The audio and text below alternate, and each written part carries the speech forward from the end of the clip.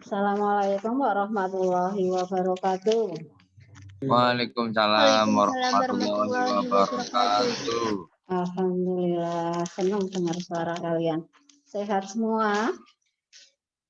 Alhamdulillah sehat, Bu. Alhamdulillah sehat semua.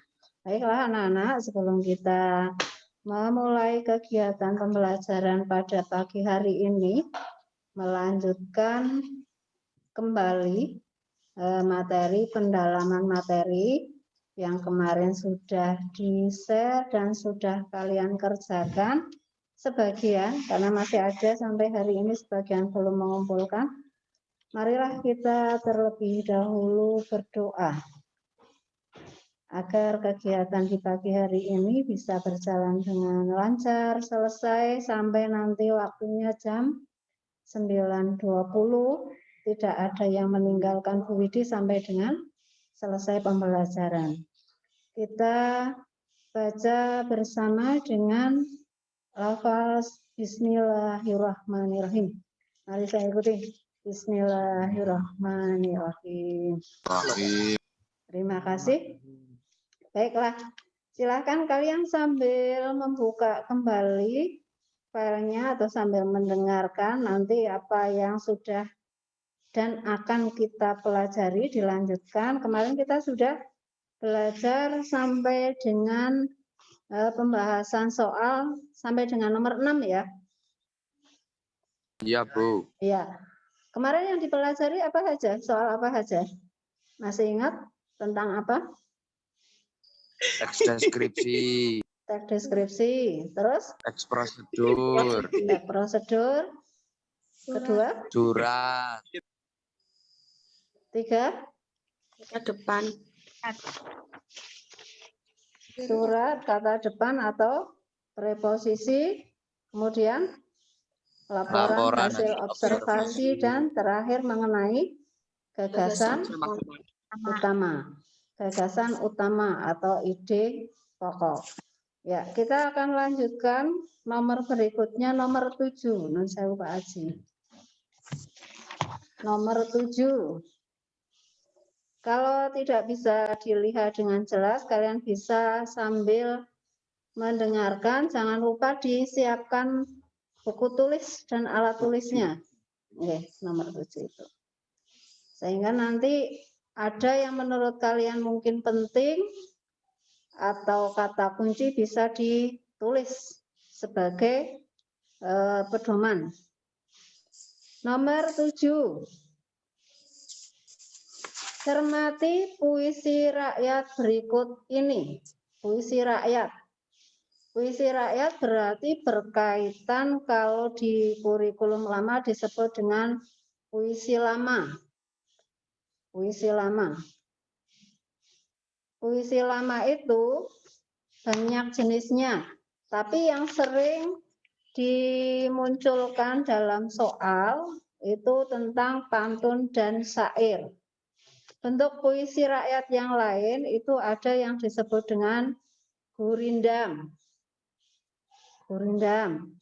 Kemudian seloka. Kemudian mantra. Nah, ini kalian mungkin sudah pernah mendengar mantra yang biasanya dilafalkan oleh dukun. Nah, tapi ternyata mantra ini merupakan salah satu hasil karya puisi. Puisi lama. Kemudian talibun. Nah, kalau yang dinamakan pantun, ini coba kita cermati di puisi 1 dan puisi 2, nanti kalian akan bisa mengidentifikasi mana yang pantun, mana yang syair. Kita lihat puisi 1. Baris pertama. Sungguh indah pintu dipahat, burung puyuh di atas dahan. Kalau hidup hendak selamat, taat selalu perintah Tuhan. Kita lihat puisi 1 ada berapa baris satu bait? 4 baris, Bu. 4 baris. 4 baris. Kemudian Diperhatikan rima akhirnya. Saya ulang ya, nanti kalian tentukan rima akhirnya. Barangkali di laptop kalian atau di HP kalian tidak terlalu jelas. Rima akhir baris 1. Sungguh indah pintu dipahat. Jatuh bunyi akhirnya apa di situ? Rima atau sajaknya apa? Dipahat. Berarti apa? Persajakan masih ingat? Masih ya, bunyi akhir tiap-tiap baris. Sungguh indah pintu dipahat. Berarti sajak terakhirnya, bunyi terakhirnya kita namakan sajak A. Ya ya. Baris kedua. Burung puyuh di atas dahan.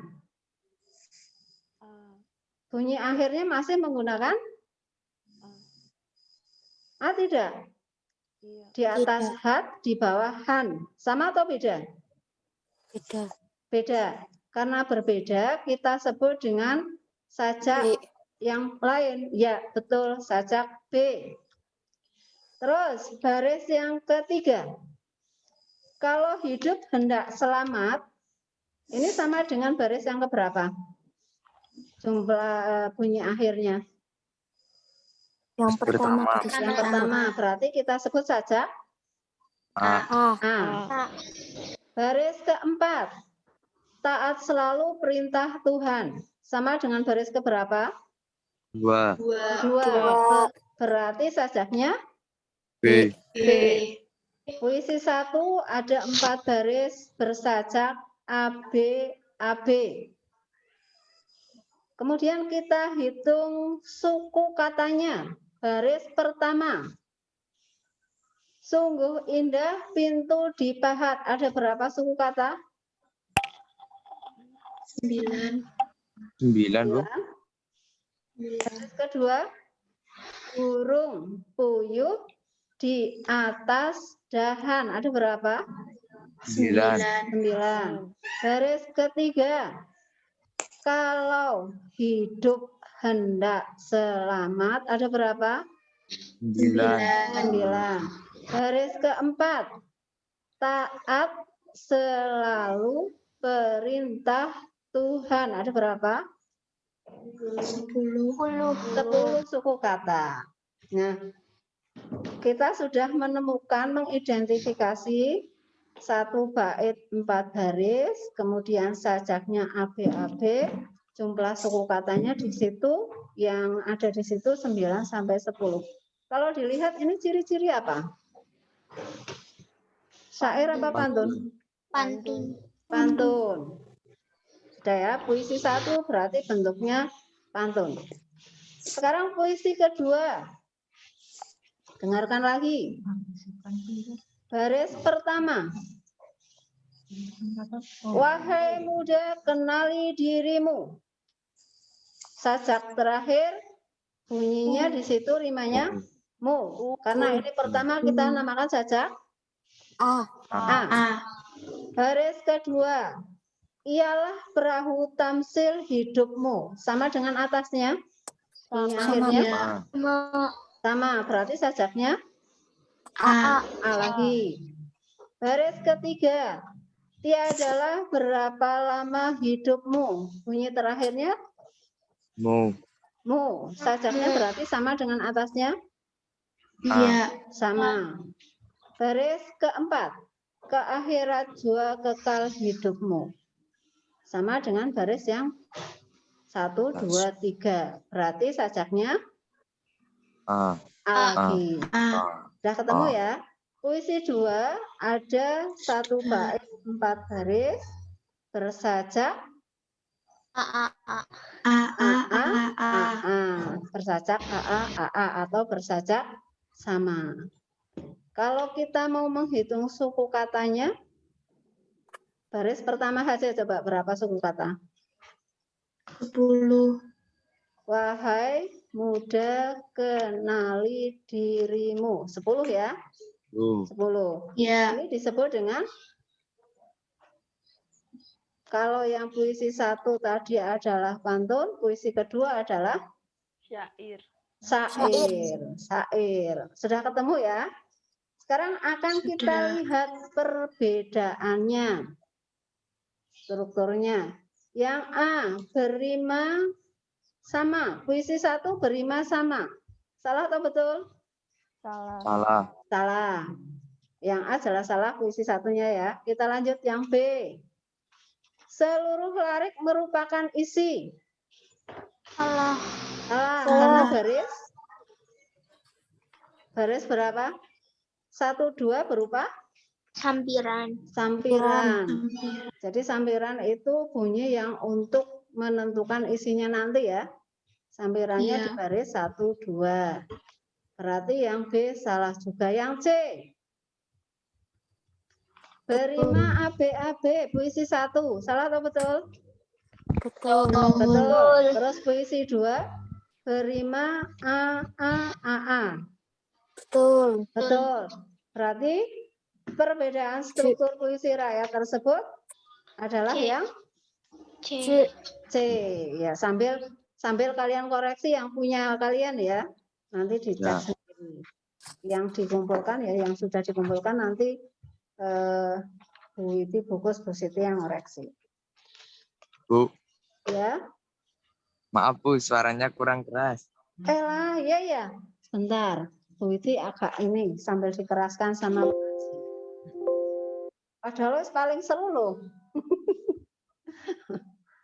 Sudah terdengar suaranya? Sudah Bu. Ya. Terima kasih. Ya, sama-sama. Bisa Pak Fuad ya. Oke Bu. Oke. Berikut nomor 8. 8 Pak Aji.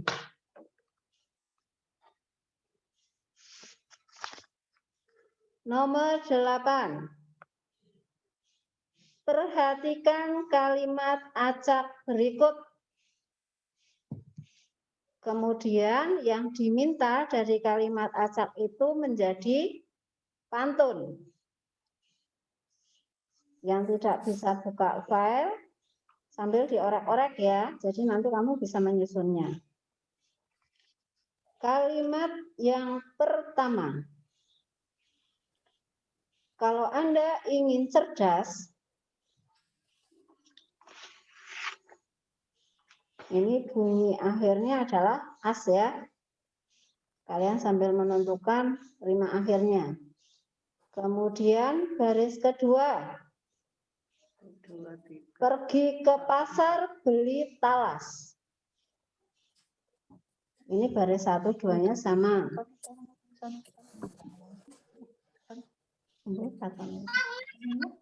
Yang ketiga. Sebelum makan rebus dahulu. Ini beda ya dengan atasnya. Karena pantun kamu sambil menentukan mana yang sampiran dan mana yang isi. Nomor 4. Siang malam baca buku. Yang isinya baris yang mana ini? 1 dan 4. 1 dan 4. Maka 1 dan 4 itu harusnya di urutan Kedua. kedua. 1 dan 4 harusnya jadi urutan 3 dan keempat. ketiga dan keempat ya. Ketiga dan keempat. Sekarang coba disusun. 2, 3, 1, 4. 2, 3, 1, 4. Coba 2. Pergi ke pasar beli talas. Sebelum makan rebus dahulu. Kalau Anda ingin cerdas, siang malam baca buku. Ya, berarti nomor 8 jawabannya adalah yang B. Lanjut, nomor 9. 9 berkaitan dengan teks berita. Teks berita. Materi kelas berapa ini? 8. Materi kelas 8. Ya, bagus, masih ingat. Sekarang diingat kembali untuk teks berita. Ada unsur apa sajakah di dalam teks berita itu? Yang wajib ada dalam teks berita itu ada apa saja? 5W1H. 5W plus 1 1H. atau dalam bahasa Indonesia itu biasa Simba. disebut dengan singkatan ya adik Simba. Adik Simba. Singkatannya, panjangannya apa saja itu? A, Apa? Apa, di mana, kapan, siapa, mengapa, Kapan, siapa, mengapa, bagaimana. ya betul. 6 unsur itu yang biasanya ada di dalam sebuah berita. Kalau berkaitan dengan apa, berarti yang kita cari di dalam berita itu adalah apa yang diberitakan. Apa peristiwa yang disampaikan. Kemudian kalau di mana, berarti kita cari jawabannya di mana peristiwa yang disebutkan dalam apa itu terjadi. Kemudian kapan waktunya. Siapa saja yang terlibat dalam peristiwa itu? Mengapa peristiwa itu bisa terjadi? Kemudian bagaimana prosesnya atau akibat dari peristiwa yang terjadi itu? Ini berkaitan dengan adik Simba. Nanti untuk strukturnya kalian sambil buka lagi ya, dibuka lagi ya. Nanti biar selesai sampai dengan nomor 20. Kita lihat. Kasat Lalu Lintas Polres Bogor mengimbau kepada pengendara dari Jabodetabek yang hendak berkunjung ke puncak agar berangkat pukul 13 menjelang tahun baru. Hal ini berkaitan dengan rencana penutupan jalur menuju puncak sejak pukul 13. Kita lihat di situ puncaknya menggunakan huruf kapital. Mengapa? Mengapa puncak di situ diawali dengan huruf kapital P? Nama tempat. Nama tempat, ya. Imbauan ini sebelumnya sudah disosialisasikan ke sejumlah hotel, penginapan, dan warga setempat. Kita lihat di situ unsur teks berita. Dari pilihan yang disediakan, kita mencermati satu unsur saja, yaitu yang di awal berita. Diawali dengan unsur yang manakah dari adik Simba itu? Kita lihat awalnya itu ada kata kasat lalu lintas. Berarti unsur apa? Unsur yang mana? Siapa? Ya, siapa? Siapa yang menghimbau? Yaitu kasat lalu lintas. Lalu lintas Polres Bogor. 9 jawabannya? A. Berikut nomor 10. Nomor 10. Masih berkaitan dengan berita. Berita biasanya yang dimunculkan kan itu ya, satu unsur-unsur teks berita, yang kedua perbedaan dan persamaan isi. Sekarang kita lihat dulu untuk soalnya di situ. Yang diminta adalah kesamaan informasi kedua teks. Kesamaan. Berarti kita mencari sama disebutkan di teks 1, juga disebutkan di teks 2-nya. Kita baca bersama untuk teks berita 1.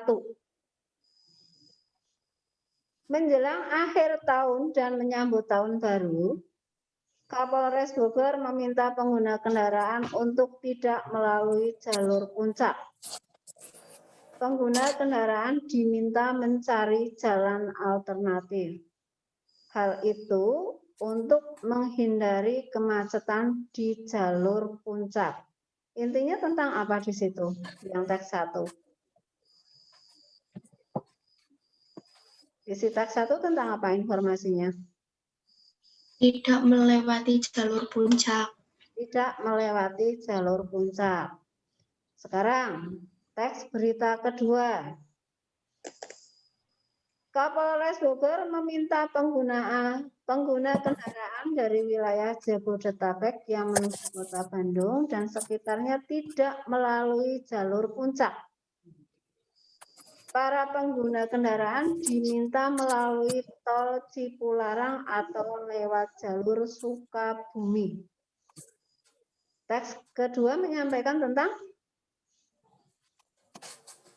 Sama Bu, tidak melalui jalur puncak. Nah, berarti itu yang kita cari. Bahwa persamaan dari teks 1 dan teks 2 yaitu pengguna kendaraan diminta tidak melewati jalur puncak. Jawaban apa yang menyampaikan itu? A, B, C, D? D. Pengguna kendaraan diminta tidak melewati jalur puncak. Ada yang nyanyi ya? Ada yang nyanyi siapa ya? Asik banget kayaknya. Ya, kita lanjut lagi, fokus lagi. Minta tolong barangkali karena Bu Wizi tidak bisa melihat langsung ke kalian.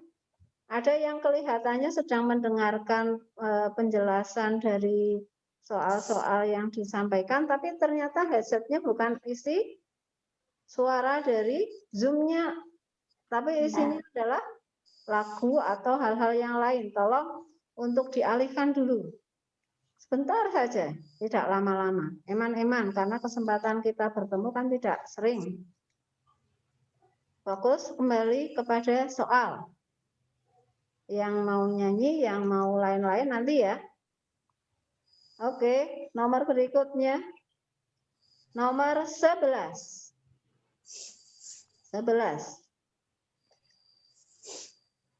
Perhatikan iklan berikut. Kenal iklan? Pernah melihat iklan? Pernah. Banyak ya. Iklan bisa berupa audio maupun visual. Bisa juga yang berupa visual atau audio saja. Iklan, materi kelas? Kelas berapa? 8. Belajar tentang iklan kelas 8. Apa yang perlu diperhatikan dalam iklan itu, yaitu berkaitan dengan fakta dan opini. Mengapa kita perlu fakta dan opini, tahu mana yang fakta, mana yang opini?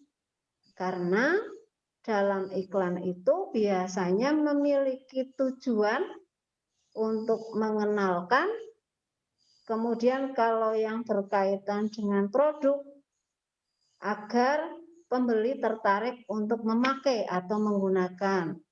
Tapi jangan sampai kita kemudian terjebak oleh sebuah iklan. Iklan apa Bu? Itu yang 10 tahun lebih muda Bu? 10. Ada yang tahu? Yang cewek terutama pakai produk kecantikan 10 tahun lebih muda apa ya? Kejar ya? Ada ya? Iklan yang penggunaan krim apa-apa itu, Anda nampak 10 tahun lebih muda itu. Nah, termakan iklan, terutama ibu-ibu ya. Kalau kalian belum, kalian karena kan memang masih muda-muda. Kalau misalnya 10 tahun lebih muda malah rugi. Agar kita tahu mana yang fakta, mana yang opini, sehingga tidak tersesat oleh rayuan dalam iklan. Maka kita harus mencermati. Kalau berkaitan dengan soal nomor 11 ini, diminta untuk menunjukkan faktanya. Nah, fakta dalam iklan, biasanya apa saja yang termasuk fakta dalam iklan? Satu apa? Nama produk. Ya kan? Itu berarti fakta, nyata. Yang kedua, apalagi selain nama produk? Fakta dalam iklan apalagi selain nama produk? Lupa semua. Alamat. Alamat termasuk tidak? Nama produk, alamat, kemudian nama kota, kemudian nama orang, kemudian yang berkaitan dengan data dan angka. Itu biasanya fakta di dalam iklan. Kalau yang opini, Bu, yang opini yang tidak pasti, yang tidak semua orang beranggapan sama terhadap satu hal. Subjektif itu biasanya masuknya opini. Sekarang kita lihat soal nomor 11. Fakta pada iklan. Kalimat pertama diperhatikan. Ini nanti masuknya fakta atau opini. Para orang tua yang ingin mengajak anak-anaknya berlibur, Mickey Mouse akan hadir di Jakarta. Fakta atau opini? Opini. Opini. Penunjuk katanya yang mana yang menunjukkan itu opini? Yang ingin mengajak. Ingin mengajak. Kemudian apa lagi? Selain ingin mengajak, apalagi yang menunjukkan opini di kalimat 1? Mickey Mouse akan hadir. Akan hadir sudah terjadi belum? Belum. Maka ini juga masuk dalam Opini. Nomor 1 berarti masuknya opini. Nomor 2. Tokoh populer dari jagat Disney ini hadir dalam acara Disney Mickey Mouse. Masuknya apa? Opini. Opini. Kalimat ketiga.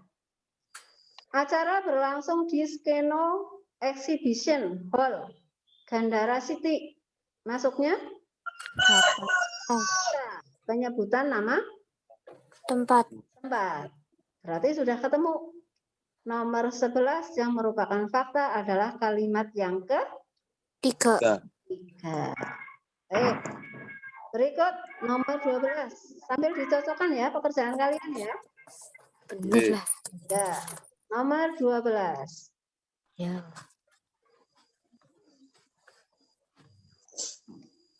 Nomor 12 berkaitan dengan isi teks.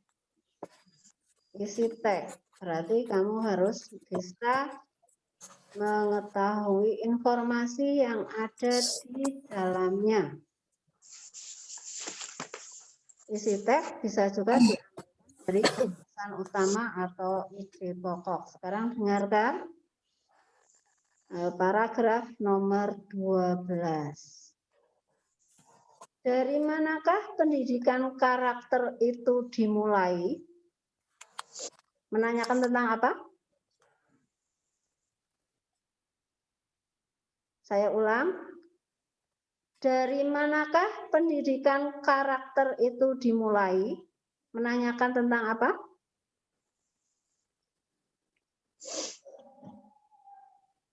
Halo. Kapan pendidikan karakter dimulai? Nah, menanyakan tentang dari mana. Dari mana berarti memulai pendidikan karakter itu ya. Kalimat selanjutnya. Dasar pendidikan karakter ini sebaiknya dimulai dan diterapkan sejak usia dini atau yang biasa disebut para ahli psikolog sebagai usia emas karena usia ini terbukti sangat menentukan kemampuan anak dalam mengembangkan potensinya. Kalimat kedua juga berbicara tentang pendidikan karakter. Kalimat ketiga, sebaiknya pendidikan karakter dimulai dalam keluarga yang merupakan lingkungan pertama bagi pertumbuhan karakter anak. Pendidikan karakter yang dimulai dari keluarga. Kalimat berikutnya, namun bagi sebagian keluarga, barangkali proses pendidikan karakter yang sistematis di atas sangat sulit, terutama bagi sebagian orang tua yang terjebak pada rutinitas yang padat. Nah, ini mungkin pada orang tua yang sangat sibuk, sulit untuk melaksanakan seperti yang diinginkan dalam teks. Karena itu, seyogyanya pendidikan karakter juga perlu diberikan saat anak-anak masuk dalam lingkungan sekolah. Nah, berarti pendidikan karakter itu dimulai sejak dini. Dalam lingkungan keluarga, yang lingkungan keluarganya tidak bisa, maka mengikuti pendidikan karakter di lingkungan sekolah. Ini pentingnya kalian bersekolah. Jadi nanti menjadi anak-anak yang memiliki karakter yang baik. Ini saya lihat yang biasa mengikuti Zoom juga ajak itu saja. Berarti kalian termasuk anak-anak yang memiliki karakter yang baik, mudah-mudahan. Insya Allah. Amin. Amin. Nah, coba sekarang kita lihat pada pernyataan yang sesuai dengan isi teks. Yang A. Sebaiknya pendidikan karakter dimulai dari lingkungan sekolah. Sudah sesuai belum? Belum. Belum, karena selain di sekolah juga harus di rumah. Yang B. Dasar pendidikan karakter sebaiknya dimulai dan diterapkan sejak usia dini. Sudah sesuai dengan isinya? Sesuai. Sesuai. Nomor 12B, sesuai dengan yang gagasan utama disampaikan di atasnya. Nomor berikut, nomor 13. Nomor 13. Berkaitan dengan puisi. Puisi. Masih ingat puisi ya? Ya, yang di situ yang ditanyakan adalah larik bermajas. Berkurang Pak sih? Tadinya berapa? 114. Oh ya. Terima kasih yang masih stay, masih tinggal ya. Tinggal 99. Jangan tinggalkan daku ya. Sampai selesai, pokoknya sampai selesai. Ya, nggak lama kok. Mana-mana. Mana? Ya, Satu nomor lagi. Ternyata pada melarikan diri nih. Mudah-mudahan nanti kembali. 11. Puisi berkaitan dengan larik bermajas. Larik bermajas. Iya, materi kelas 8 juga ini. Larik bermajas yang sering digunakan dalam puisi adalah majas, hiperbola, dan personifikasi yang sering. Personifikasi berarti apa? Penginsanan, mengumpamakan benda mati seperti manusia. Bisa berbicara, bisa merasa, pokoknya persis manusia. Misalnya, wahai angin, tolong sampaikan salamku padanya. Misalnya, ya. ya ada. Ya, ada. Misalnya seperti itu. Kemudian ada juga yang misalnya biasanya ada kita pantai melihat ombak. Ombak kan biasanya bergulung-gulung begitu ya. Kalau kita buat puisi mengatakan ombak bergulung-gulung, itu kan jelek. Kita ganti dengan majas personifikasi menjadi ombak saling berkejar-kejaran, misalnya begitu. Padahal dia nggak punya kaki, tapi di situ dia bisa mengejar ombak yang lainnya. Nah, majas itu pada dasarnya penggunaan gaya bahasa untuk memperindah puisi. Biasanya maknanya adalah makna konotatif atau tidak makna yang sebenarnya. Kita lihat baris pertama. Yuk kita sadari. Yuk kita sadari. Majas atau bukan? Katanya di situ termasuk denotatif atau konotatif?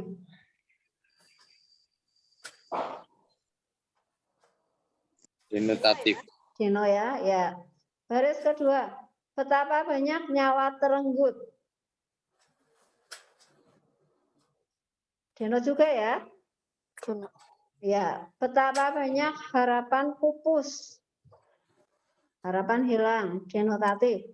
Ulah kita merusak alam, berarti manusia merusak alam. Dapat kita maknai. Ulah kita merejam bumi, tak ingin hidup bergantung alam.